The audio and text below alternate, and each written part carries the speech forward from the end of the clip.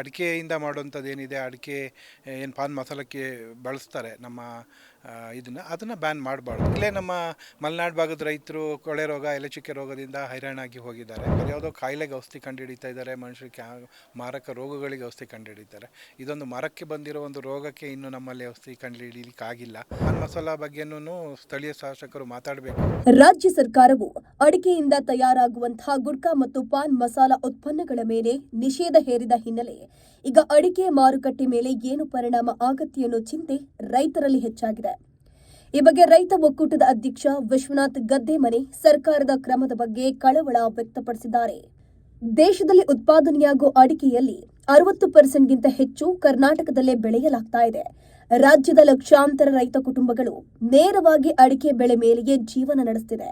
5 ಲಕ್ಷಕ್ಕೂ ಹೆಚ್ಚು ಕುಟುಂಬಗಳು ಅಡಿಕೆ ಉದ್ಯಮದ ಮೇಲೆ ಬದುಕು ಕಟ್ಟಿಕೊಂಡಿವೆ ಅಂತ ಅವರು ಹೇಳಿದ್ದಾರೆ. ರಾಜ್ಯ ಸರ್ಕಾರ ಏನು ಹೇಳಿದೆ, ತಂಬಾಕು ಸೇವನೆ ಏನು ಗುಟ್ಕಾ ಬ್ಯಾನ್ ಮಾಡ್ತೀವಿ ಅಂತ ಹೇಳಿದ್ದಾರೆ, ಪಾನ್ ಮಸಾಲ ಅಂತ ಹೇಳಿ. ಅದರಲ್ಲಿ ಈಗ ಅಡಿಕೆ ಬೇರೆ ಮತ್ತು ತಂಬಾಕು ಬೇರೆ ಅಂತೇಳಿ 2 ಪೌಚ್ ಏನು ಮಾಡ್ತಾಯಿದ್ರು. ತಂಬಾಕು ಕಂಟೆಂಟ್ ಏನಿದೆ ಅದನ್ನು ಬ್ಯಾನ್ ಮಾಡಲಿ. ಈ ಪಾನ್ ಮಸಾಲ ಅಂಥದ್ದು ಏನಿದೆ, ಅಡಿಕೆಯಿಂದ ಮಾಡುವಂಥದ್ದು ಏನಿದೆ, ಅಡಿಕೆ ಏನು ಪಾನ್ ಮಸಾಲಕ್ಕೆ ಬಳಸ್ತಾರೆ ನಮ್ಮ ಅದನ್ನು ಬ್ಯಾನ್ ಮಾಡಬಾರ್ದು. ಅದರಲ್ಲಿ ತಂಬಾಕು ರಿಲೇಟೆಡ್ ಏನು ಕಂಟೆಂಟ್ ಇದೆ ಮತ್ತು ಅದರಲ್ಲಿ ಏನು ಪದಾರ್ಥನೇನು ವಿಷ ಪದಾರ್ಥನೇನು ಬೆರೆಸ್ತಾರೆ ಅದನ್ನು ತೆಗೀಲಿ. ಅದಕ್ಕೆ ನಮಗಿಂದ ಸ್ವಾಗತ ಇದೆ. ಅದೇ ರೀತಿ ಅದ್ರ ಜೊತೆಗೆ ಸಿಗರೆಟ್ನು ಬ್ಯಾನ್ ಮಾಡಲಿ ಅನ್ನೋದು ನಮ್ಮದು ಇದು. ಈ ಪಾನ್ ಮಸಾಲ ಅನ್ನೋದೇನಿದೆ ಅಡಿಕೆ ರಿಲೇಟೆಡ್ ಇದೆ, ಅದನ್ನು ಬ್ಯಾನ್ ಮಾಡಬಾರ್ದು. ಈ ಚಿಕ್ಕಮಗಳೂರು, ಶಿವಮೊಗ್ಗ ಸೇರಿದಂತೆ ಹಲವು ಜಿಲ್ಲೆಗಳಲ್ಲಿ ಅಡಿಕೆ ಬೆಳೆಯ ವಿಸ್ತರಣೆ ಆಗುತ್ತಿರೋದ್ರಿಂದ ರೈತರ ಹಿತ ಕಾಪಾಡುವುದು ಸರ್ಕಾರದ ಜವಾಬ್ದಾರಿ.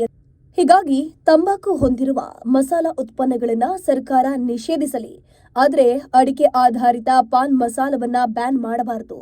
ಈ ಕುರಿತು ಸ್ಥಳೀಯ ಶಾಸಕರು ಮಾತನಾಡಬೇಕು ಅಂತ ಅವರು ಆಗ್ರಹಿಸಿದ್ದಾರೆ. ಇಲ್ಲೇ ನಮ್ಮ ಮಲೆನಾಡು ಭಾಗದ ರೈತರು ಕೊಳೆ ರೋಗ, ಎಲೆಚುಕ್ಕೆ ರೋಗದಿಂದ ಹೈರಾಣಾಗಿ ಹೋಗಿದ್ದಾರೆ. ಅದರಿಂದ ಈಗ ಪಾನ್ ಮಸಾಲನೂ ಬ್ಯಾನ್ ಮಾಡಿದ್ರೆ ನಾವು ಎಲ್ಲ ಬೀದಿಗೆ ಬರ್ತಾರೆ ರೈತರು. ಹಾಗಾಗಿ ಅದ್ರ ಬಗ್ಗೆ ನಮ್ಮದು ವಿರೋಧ ಇದೆ.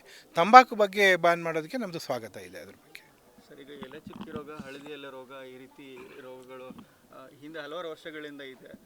ಇದಕ್ಕೆ ಸರ್ಕಾರಕ್ಕೆ ರೈತ ಒಕ್ಕೂಟದಿಂದ ಏನಾದ್ರು ಒತ್ತಾಯ ಮಾಡ್ತೀರಾ ಸರ್? ಇದಕ್ಕೆ ಪರಿಹಾರ ಕಂಡುಹಿಡಿಯುವಂಥ ಕೆಲಸಕ್ಕೆ ಇದುವರೆಗೂ ಸರ್ಕಾರಗಳು ದಿಟ್ಟ ಹೆಜ್ಜೆನ ಇಟ್ಟಿಲ್ಲ ಎಲ್ಲೂ ಕೂಡ. ಅದಕ್ಕೆ ಪರಿಹಾರ ಕಂಡುಹಿಡಿತೀವಿ ಅಥವಾ ರೋಗದಿಂದ ನಾಶವಾಗಿರುವಂಥವರಿಗೆ ಪರಿಹಾರ ಕೊಡ್ತೀವಿ ಅನ್ನೋ ಭರವಸೆಯನ್ನು ಕೊಡ್ತಿದೆ ಬಿಟ್ಟರೆ ಯಾವುದೇ ರೀತಿ ಮಾಡಿಲ್ಲ. ಹೌದು, ಇದುವರೆಗೆ ನಾವು ಸುಮಾರು ಮನವಿಗಳನ್ನ ಕೊಟ್ಟಿದ್ದೇವೆ. ಏನಂತ ಹೇಳಿದ್ರೆ ಯಾವುದ್ಯಾವುದೋ ಕಾಯಿಲೆಗೆ ಔಷಧಿ ಕಂಡುಹಿಡಿತಾ ಇದ್ದಾರೆ, ಮನುಷ್ಯರಿಗೆ ಮಾರಕ ರೋಗಗಳಿಗೆ ಔಷಧಿ ಕಂಡುಹಿಡಿತಾರೆ.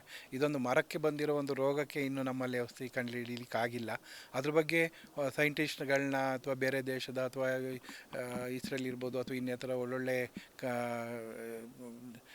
ಇದ್ರ ಬಗ್ಗೆ ಅಗ್ರಿಕಲ್ಚರ್ ರಿಲೇಟೆಡ್ ಸೈಂಟಿಸ್ಟ್ನ ಒಪಿನಿಯನ್ ತೊಗೊಂಡು ಅದಕ್ಕೋಸ್ಕರ ಏನು ನೆಕ್ಸ್ಟ್ ಸ್ಟೆಪ್ ಯಾವ ಥರ ತಗೋಬೇಕು, ಅದಕ್ಕೆ ಯಾವ ಥರ ಅದನ್ನು ಹೋಗ್ಲಾಡಿಸ್ಲಿಕ್ಕೆ ಯಾವ ಥರ ಔಷಧಿ ಕಂಡುಹಿಡಿಬೇಕು ಅನ್ನೋದನ್ನು ಸರ್ಕಾರ ಅದ್ರ ಬಗ್ಗೆ ಎಚ್ಚೆತ್ಕೊಳ್ಬೇಕು. ಸ್ಥಳೀಯ ಶಾಸಕರು ಅದ್ರ ಬಗ್ಗೆ ಧ್ವನಿ ಎತ್ತಬೇಕು ಅನ್ನೋದು ನಮ್ಮ ಇದು. ಇದೇ ರೀತಿ ಪಾನ್ ಮಸಾಲ ಬಗ್ಗೆನೂ ಸ್ಥಳೀಯ ಶಾಸಕರು ಮಾತಾಡಬೇಕು. ಅದರಲ್ಲಿ ಏನು ತಂಬಾಕು ಕಂಟೆಂಟ್ ಏನಿದೆ, ವಿಷ ಪದಾರ್ಥ ಏನಿದೆ ಅದನ್ನು ಬೇರ್ಪಡಿಸೋದು, ಅದರಲ್ಲಿ ಸ್ವಾಗತ ನಾವು ಹೇಗೂ ಹೇಳಿದ್ದೀವಿ. ಅದನ್ನು ಗುಡ್ಕನ ಯಾವುದೇ ಕಾರಣಕ್ಕೂ ನಿಷೇಧ, ಅಂದರೆ ಅಡಿಕೆ ಕಂಟೆಂಟ್ ಏನಿದೆ ಅದನ್ನು ನಿಷೇಧ ಮಾಡಬಾರ್ದು ಅನ್ನೋದು ನಮ್ಮ ಉದ್ದೇಶ. ಈ ರೀತಿಯ ಇನ್ನಷ್ಟು ವಿಡಿಯೋಗಳು ನಿಮಗೆ ಸಿಗಬೇಕೇ? ಹಾಗಾದ್ರೆ ಈಗಲೇ ನ್ಯೂಸ್ ಮಲ್ನಾಡ್ ಚಾನೆಲ್ನ ಸಬ್ಸ್ಕ್ರೈಬ್ ಆಗಿ, ಕೆಳಗಿರೋ ಸಬ್ಸ್ಕ್ರೈಬ್ ಬಟನ್ ಮೇಲೆ ಕ್ಲಿಕ್ ಮಾಡಿ ಉಚಿತವಾಗಿ ಸಬ್ಸ್ಕ್ರೈಬ್ ಆಗಿ. ನಿಮ್ಮ ಒಂದೊಂದು ಸಬ್ಸ್ಕ್ರೈಬ್ ಕೂಡ ನಮಗೆ ಬೆಂಬಲ, ಸ್ಫೂರ್ತಿ.